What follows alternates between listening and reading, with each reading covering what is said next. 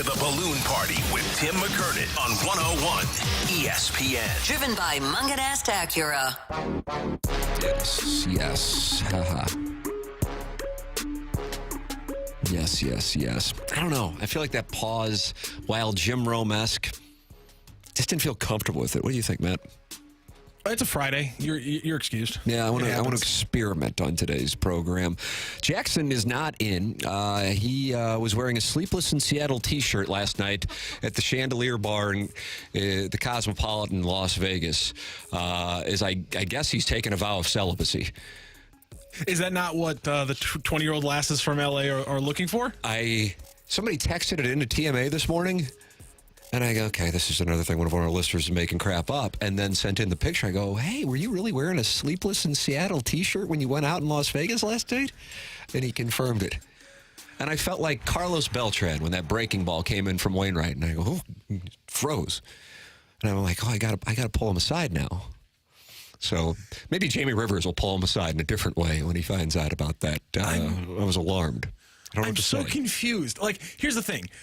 Any kind of graphic T-shirt from a movie, you can't name the movie that I'm going to say that's the play for the night out in Vegas. You can't name the movie. Las Vegas in particular. If I'm just hanging around the house, sure. I'll sport a Notebook T-shirt. You can't name the movie. If it was the greatest Godfather shirt, I'd still be like, why are we wearing movie paraphernalia out in Vegas? I figured then it was photoshopped that somebody did that to him, but no, he really did.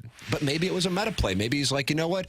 I know these guys are going to be alphas here at the Chandelier Bar.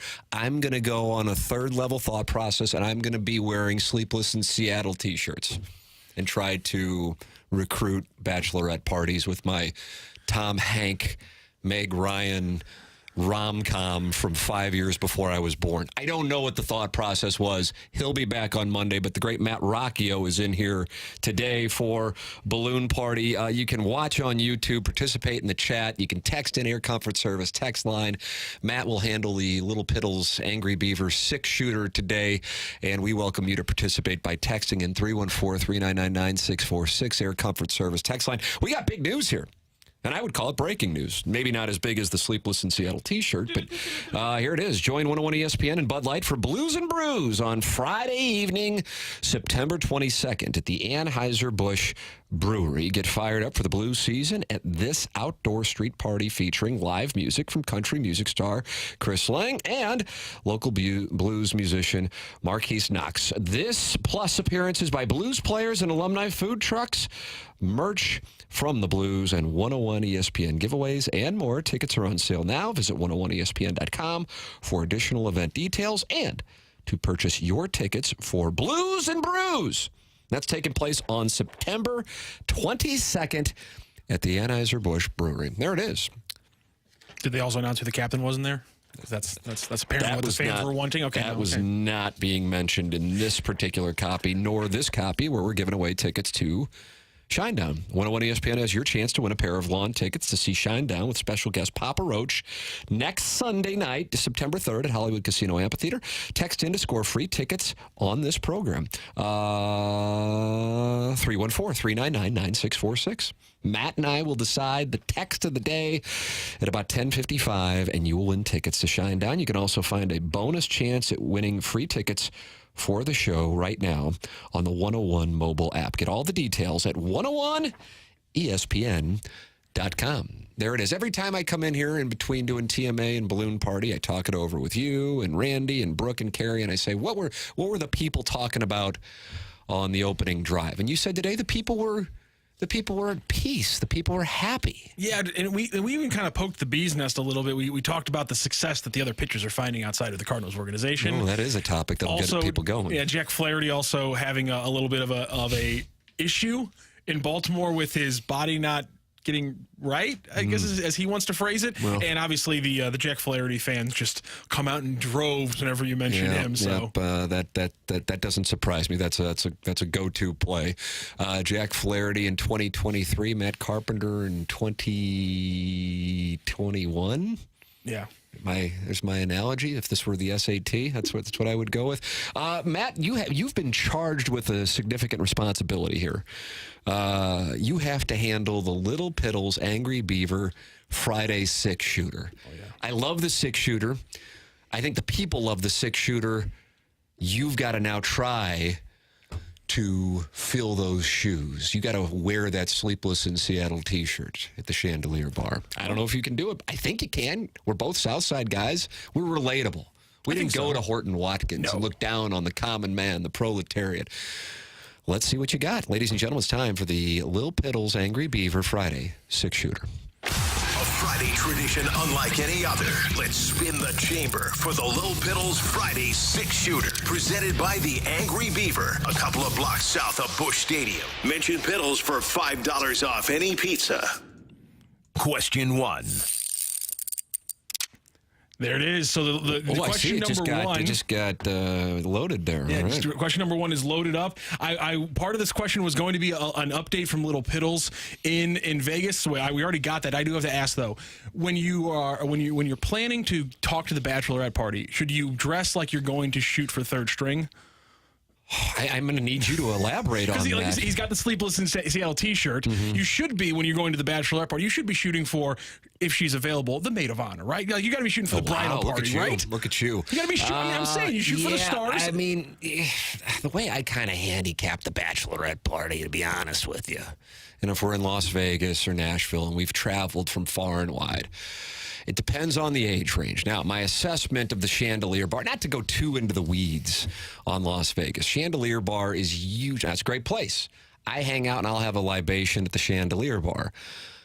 But if I were in my 20s, Jackson's 25, that's where you're going to find more 20-somethings at the clubs. The Chandelier Bar is, we want to have booze. We might want to be promiscuous if we're going to be honest with everybody. But we're not going to go to the clubs and do key bumps. Let's just be transparent about the evening. But we might want to play.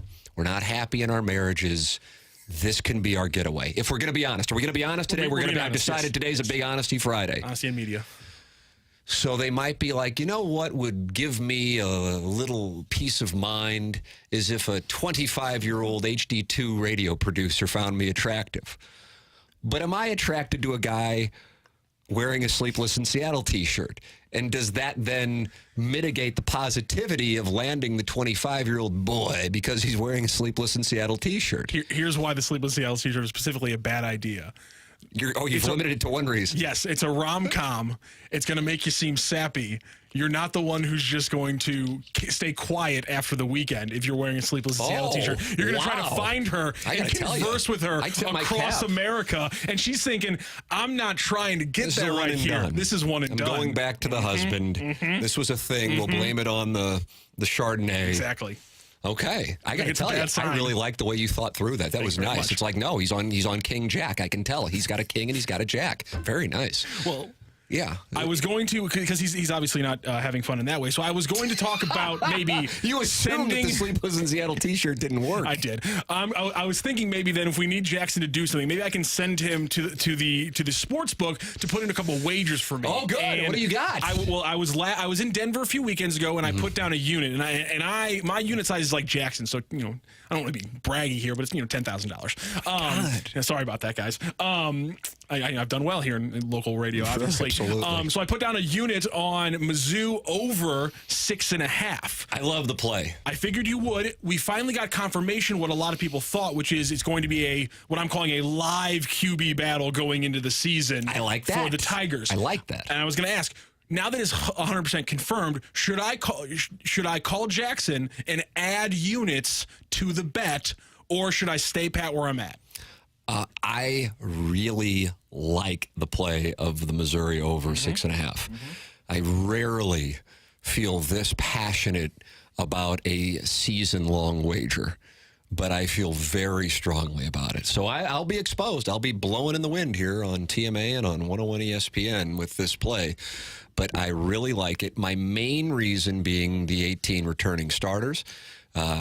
I think you can see progress from the program last year, and I realize, hey, when it's all said and done, you either won the game or you lost the game. But I think with college football and college basketball, but I think more so with college football, you can sense where a program is by the way they compete. And sometimes the final score isn't indicative, but were they in the game with superior opposition? And I think most people would agree that Kentucky was a superior team last year. Don't know on Auburn, and certainly Georgia was the best. And Missouri was there to win all three of those, and they all wound up being losses. And that's a 9-3 regular season. If you win all three, even if you win one, it's 7-5. It changes things materially. And 18 of those players are back, along with Blake Baker, the defensive coordinator, and an offensive coordinator. And it was the month of November when Brady Cook looked the best, and that's when Eli Drinkwitz had delegated some responsibilities to a guy calling plays who's not with them any longer, but now at least you saw the impact that it had on the offense. So I am bullish. I would even be in the tank on 7.5. That shows why I think 6.5. That's where I am. That's where I am. You know what? The guys who make money are not the guys who follow. They are the guys who lead. And I'm happy to take the shrapnel on this one if it winds up being a debacle, because injury certainly can ruin it, or maybe they'll just be crappy. But I think they're at a minimum 4-1 heading into the LSU game on October 7th, and then I think they're going to get 3 more wins. I don't know where they're going to come because they got a bunch of coin flips in October, minus a trip between the hedges. And if they're 5-1, or do you have your tiger tail going down I-70 on that morning of that game? Oh, I am. I'm heading to Columbia. We're already planning on going to Columbia on October 7th. Fantastic. That's already in the books. I've been texting with the Colonel about that because the Colonel loves Gabe DeArmond, who will be with us every Friday, by the way, brought to you by the great James Carlton, starting next Friday here on Balloon Party, because he loves to give me trouble about saying I'm going to go to games and then deciding against it. But, yeah, for that game, again, if they're a minimum of 4-1, I can't wait. And I think the atmosphere, and what I always say to Gabe, I said those damn 11 o'clock starts, kill it. Kills Kansas City people, kills St. Louis people, if you're a casual fan. But if you have a 2:30 or later kickoff for LSU, and Missouri's 4-1, and LSU's got one loss, and they could lose next week against Florida State and Orlando, they could lose against Ole Miss or Mississippi State or Arkansas. They have a tough schedule to start. If you have Missouri in the top 25 and LSU in the top 25, probably top 10, and a 2:30 or later game, you've got an October 7th, most likely perfect weather setting. That is a great thing for the program to get people who normally, and the Chiefs are on the road, which matters on that side of the state. Cardinals are out of it on this side of the state. It's a perfect storm for Missouri football, so got to be 4-1. Then you could maybe shock the world. Again, and if things are even better, if it's undefeated. Oh, Bill. College game day, ladies and gentlemen. College First game time day. since 2010. Oh, John McGaffey, God. opening kickoff. I was on campus for that, too. I was at that one. I was in the Lord press box Almighty. with Mike Kelly and the late, great John Cadlick. How about that? I woke up at 4 o'clock in the morning to go stand in line for to stand outside game day. Oh, is like that the right? actual experience. Oh my God, Kim it was English had a incredible. big day that Yes, day. he did. Yes, he did. Yeah, so I'm on the over, and I feel very strongly about it. I think I'm gonna have to Contact throw a text to Jackson and ask him to add one up. There's gonna Contact be Jackson. I think he's asleep right now, for the record, but he'll wake up and That's put the fine. bet in for you. I guess I got a break. As you know, my clock management is dreadful. We still have 5 questions on the Matt Rocchio version of the Little Piddles Angry Beaver Friday 6-shooter here on Balloon Party. You can watch on YouTube, and you can listen on 101 ESPN.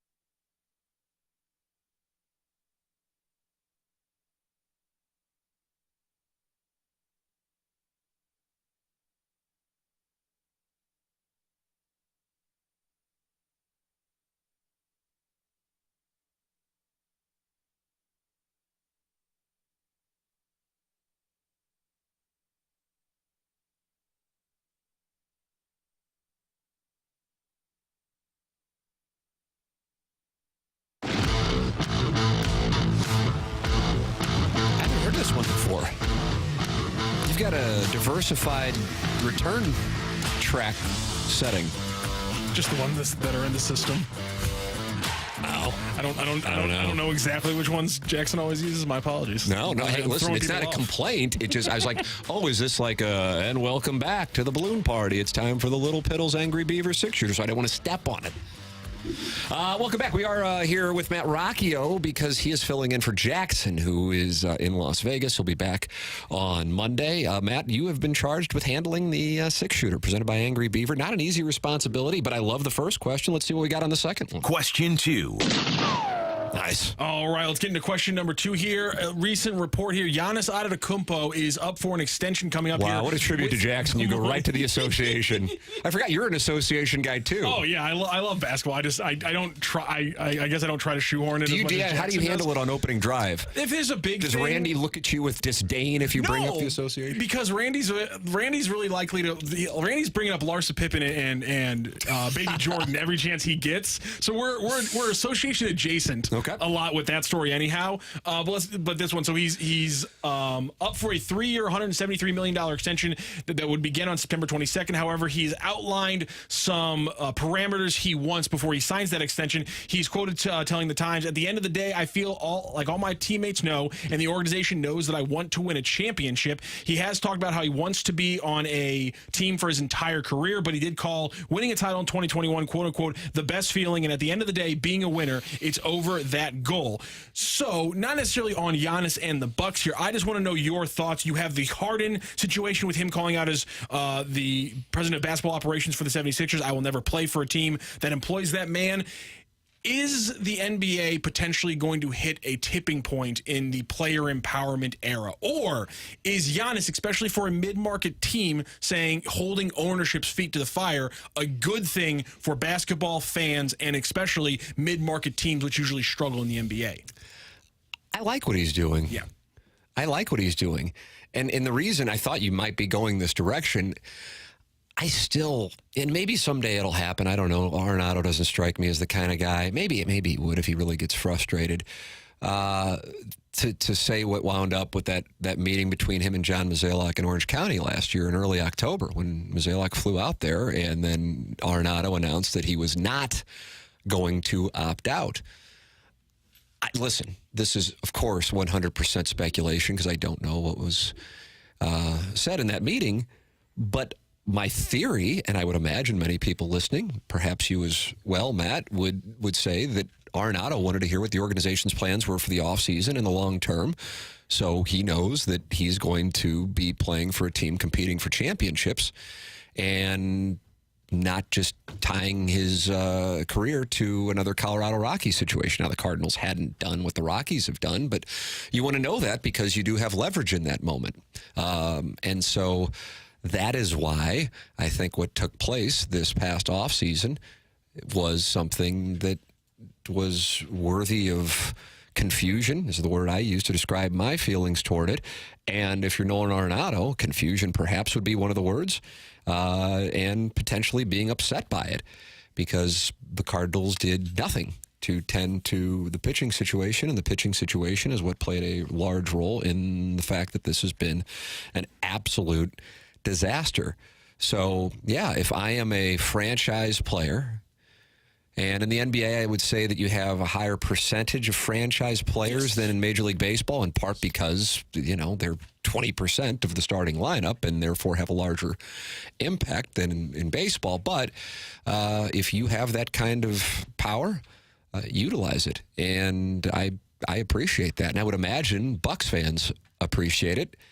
And Nolan Arenado just took a different approach in that I believe he asked for that and he just didn't make it public. But in the LA Times article that many in St. Louis just chose to call fake news, I guess because some just didn't like it. But unfortunately, we can't determine what is true and false by what we like and don't. Although it's been a wonderful business model over the last decade or so for journalism, that that was one of the things. Arenado was unhappy with the Cardinals offseason. And so that is why this offseason has so many other elements to it than just what the Cardinals do on the field. It is how they convey to a guy such as Arenado what they're going to do in the short term. And I can't emphasize enough how intrigued I am by what takes place over the next 90 days in Cardinal baseball, all while caring incredibly little about the next 40. I love that you went to the Arenado thing because, again, the public factor of the Giannis statements is what's so intriguing to me, and especially because it's Milwaukee. If this was L.A. or even Philadelphia with Harden, I'm not as locked in, but because of the way that the NBA has for the last 20 years, written entire parts of their CBA around the idea of we can't screw over mid-market teams because they too often are behind the eight ball. And for a mid-market team that has one of the greatest players on the planet to then have essentially had their feet held to the fire, and it's a new ownership group. They're doing fine cash-wise. New building. To come in, new Newer building. For him to say publicly, this is what I'm asking of the franchise, and if they don't meet these parameters, which honestly are not that ridiculous, just keep being competitive and don't ever settle for a rebuild, then I'm going to be angry. Then there might be a problem where I want to go try to win a championship somewhere else. Making that public statement, that's a good thing because media market, sure, Milwaukee's mid-market, but the owners aren't mid-market people, and so hold their feet to the fire a little bit. Yeah. I love what he's doing. I think the fans should love it too. So that's why, and that's how I tied it into the Arenado thing. He just wasn't public about it. And who knows? Maybe he's like, this is fine. I don't care. This is great. I think Steven Matz will win a Cy Young. I don't know. Maybe he sees something. Matt, do you have a third question by chance? Yes, we do. Yes, question 3. And I'm really glad you actually brought up the Cardinals here because I wanted to go to Katie Wu put out her mailbag today, part 2. So I saw you sent this over about 9:30 before we started up the program. Of course, I was entertaining millions on HD2, and you were handling the opening drive. So honestly, I haven't read Katie's article. So if you could give me a summation of, and then the audience, a summation of what she wrote about with where some context for your question. So she put together obviously the mailbag, and she put together like 3 questions from the listeners that all pretty much had the exact same question, which is, in one of the worst seasons we've had in recent Cardinals history, are we going to see any changes in the front office or the coaching staff? Long-winded, essentially no here, but I'm gonna wrap this up here in a good last take your graph. Time. Spread your wings and fly like an eagle. She said, now nothing is certain. Mozeliak usually makes his final decisions during the week after the season when he conducts his annual exit interviews. Remember, it was during those interviews last year when former pitching coach Mike Maddox elected to pursue different opportunities, and former hitting coach Jeff Albert declined to renew his contract. But as for the way things stand, no major changes are on the horizon. Okay, there we go. That doesn't surprise me. And but what I've said consistently on this show and on TMA and on my podcast, same thing. I do not believe, and I actually would say this with as much certainty as one can have without having the evidence in my hands.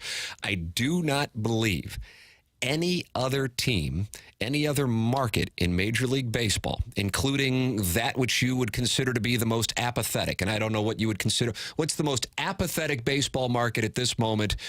I don't know. I feel like Pittsburgh, they care. They just get garbage. I don't know. They all they do is win in Tampa Bay, and it was 9,000 last night. Yeah, that might not be a bad play. Yeah, I don't know. Point being, this is the opposite of that, but yet, when you have a team that would be in the same category this year as the Mets, the Padres, the Yankees are trending in this direction now. I feel like I'm missing another obvious one that has been a disappointment. But this one picked to win the division. Certainly not as high stakes of a division as the NL East with the Mets and the NL West with the Padres. And has this kind of performance, isn't really destroyed by injuries, so you can't use that. There is no other market in Major League Baseball in which people wouldn't lose their jobs. And I don't know what you could present. You could be the greatest debater ever and counter that. And so to me, what that says to fans is we're fine. And that also says the same people who got us into this mess are going to be entrusted to rebuild us out of the mess. And it conveys a lack of accountability to a fan base that has invested in the team and has felt for a number of years before this year that there wasn't full-on investment that reciprocated the fans' emotions and dollars. And so all that does is add fuel to the fire. My point being, this distrust between the fan base, a portion of the fan base, but it's a heavy portion, and the Cardinal organization has been going on well before this disastrous season. And whereas, as I always present a foil, because I think it is such an amazing thing to have it right down the street with the Blues, here are the Blues having a terrible season themselves, but yet the Blues ownership group and Doug Armstrong, there is trust built up and there is equity built up.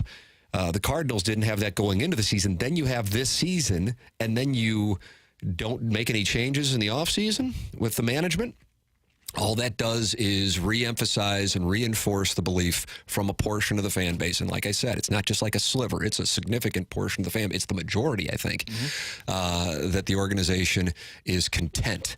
And that is what I think pisses people off more than anything. And my question to you was essentially going to be, and I love that you used the word already in talking about this, is apathy the only threat that St. Louis fans have? Like, is there a reaction fans could have to a Cardinal team that would actually get some kind of movement, that would get a reaction from ownership beyond, or is it just not putting $3 million through the gates? Is it apathy? Is that the only thing that could get the reaction? Well, I think the attendance still, relative to the performance on the field, is good. I mean, certainly I went to the game this past Sunday. There was nobody there, but the attendance announced was strong. The television ratings are strong.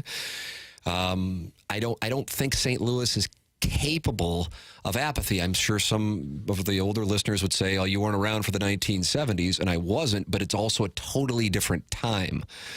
I just don't think that is where this brand is. I suppose it could get there. I don't think it will get there, so I don't think you're going to see a repeat of the 1970s. My reason for that is similar to the Packers in Green Bay. Cardinal baseball is a part of the fabric of the culture of not just St. Louis, but some other Midwestern states and southern states. It's a regional brand, and it's an event to go to a Cardinal game. Plenty of people come from all over to go to a Cardinal game, and I would say, even if they're not competitive, but the truth is they've been competitive up until this year. The thing is, they've been kind of in this purgatory for a number of years. Like the 2019 team did get to the NLCS, and I've been lucky enough to see NLCS in 82, 85, 87, 96, 2000, 2002, 4, 5, 6, 11, 12, 13, 14. I mean, I've seen 15 NLCS teams. That's incredible. Without question, the worst NLCS team was the 2019 Cardinals. Yes. And so going into that series, I thought, or that offseason, I thought, well, obviously, especially with Ozuna leaving, they're going to have to tend to the offense. And then they didn't do anything. And I know people would say, well, it was the COVID year, but the COVID thing didn't happen until March 12th of 2020. So the offseason had already taken place. And I was prepared, and Mazalek had agreed to it. We were going to have a sit-down for my podcast. And I just wanted to understand it. And sometimes we'll talk before we start the interview to get some context that might not necessarily be on the record, but I can get a better understanding. Just going, why didn't you really do anything this offseason? And then I would ask the exact same question going into 2023. Yeah, I get Contreras, and you overpaid, and nobody else was going to give him 5 years, and I have no idea why you thought catcher needed to be, quote, replaced, because you can't replace Yadier Molina anyway. But whatever, fine. That's your thing, and hell, you've won a World Series. But what about this pitching staff? There's no net. If somebody doesn't work out, you got a major fall off. And if a couple people don't work out, you got a big, big problem. And you're hinging, we're reading about Jack Flaherty like it's still 2019. I just don't get it. Like, the problem is what happened is exactly what people were fearful of. It's like being a presidential candidate, and they say, well, I worry about this guy doing that, and then that guy does that, and I go, well, see, I told you, and that's what happened. And for Blues fans, to a much lesser extent, it was, why didn't they bring back Perron? Oh, my God, they missed David Perron. But the Blues had equity, and so people believe that there's a chance that they come back this year. Cardinals have distrust, and that is their core issue right now. We'll take a break, come back with more Balloon Party here on 101 ESPN.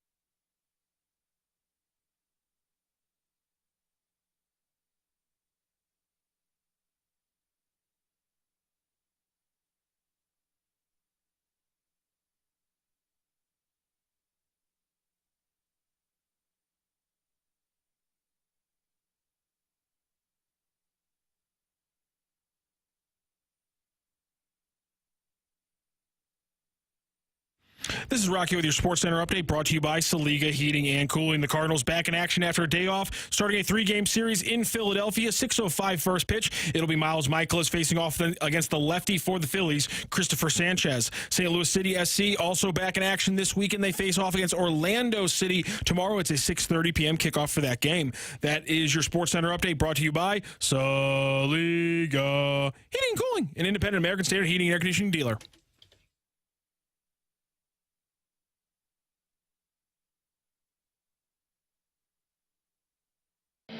Welcome back. This is Balloon Party on 101 ESPN, driven by McKernan, St. Louis Acura, and Alton Toyota. We're giving away tickets that we will give away here at 10:55. Shinedown tickets. We will select the text of the day via the Air Comfort Service text line 314-399-9646. You can win the tickets by sending in really what usually is a personal insult, candidly. Matt, we're doing this Little Piddles Friday 6-shooter, and it's presented by Angry Beaver. What do you have next in your assortment? Question 4. Tim City, St. Louis City SC facing off against Orlando City SC. 6:30 start. Hello again, everybody. Yes, sir. And it's an away game. And here's the thing: they are healthier than they've been in their entire existence. Because when the season started, you still didn't have Joakim Nielsen. He was still out from from his tear in the previous November. But now it looks like they may just hit the pitch on Saturday with Joakim Nielsen starting, Thoresen, the new Icelandic winger, playing more, and João Klaus on the bench. Where is your excitement level for City as they hit the final stretch with a potentially completely healthy roster? It is unreal what has gone on.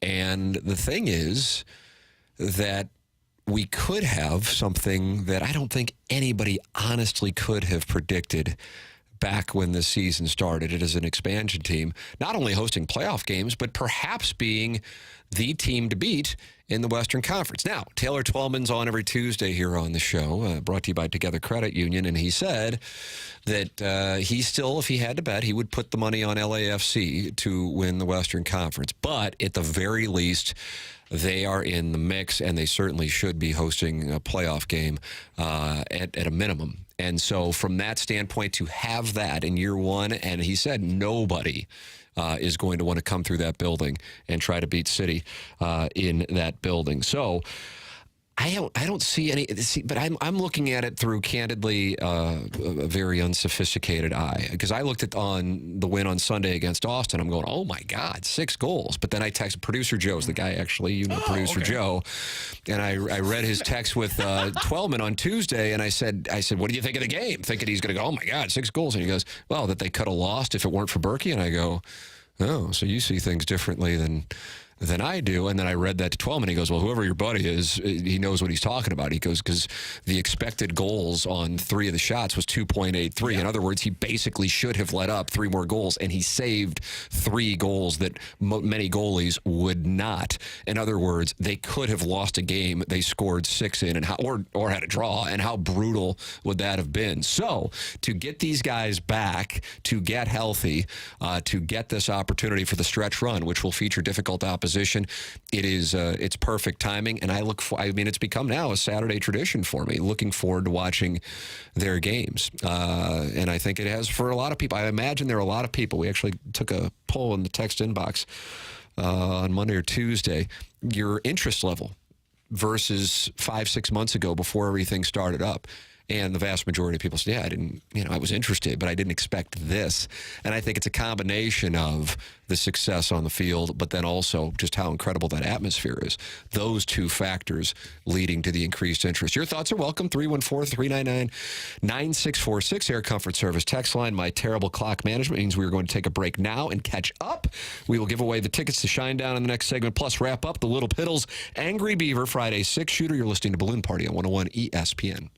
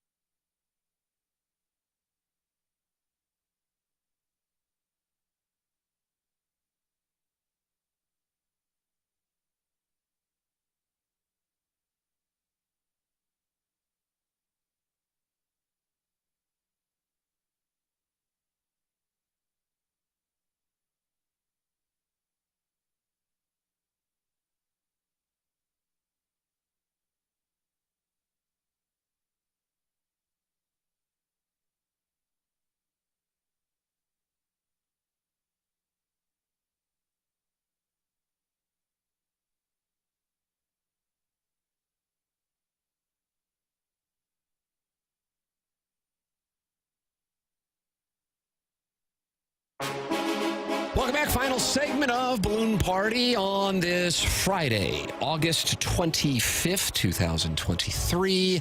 Matt Rocchio, Tim McKernan with you. Matt in for Jackson, who is in Las Vegas. He just posted an update on TMA _ STL on Instagram on day 2. The boys didn't get to bed until late last night, and they're battling through. And what a tribute to Cal Ripken, like stamina from Action Jackson and KG in O-Town in Las Vegas. Matt, final segment here, and then it is the weekend, and BK and Ferrario will take over here on the Munganess St. Louis Acura Alton Toyota Balloon Party. It is time for the final few questions of the Angry Beaver Little Piddles Friday 6-shooter. Question 5. We're editing this one. This is an addendum on to question 4, but we're going to call it question 5. I brought this up to you in the break. We already built the start of a nice little betting slip with our Mizzou plus 6.5 in question 1. So I'm going to try to get us paid again here in question 4.5/5. City against Orlando City coming up on Saturday is plus 320 in this match right now on FanDuel Sports. That is really surprising to me. City not great. 5 wins, 1 draw, and 5 losses away. But Orlando City is also worse at home than they are away. They're just 5 wins, 4 draws, and 3 losses at home.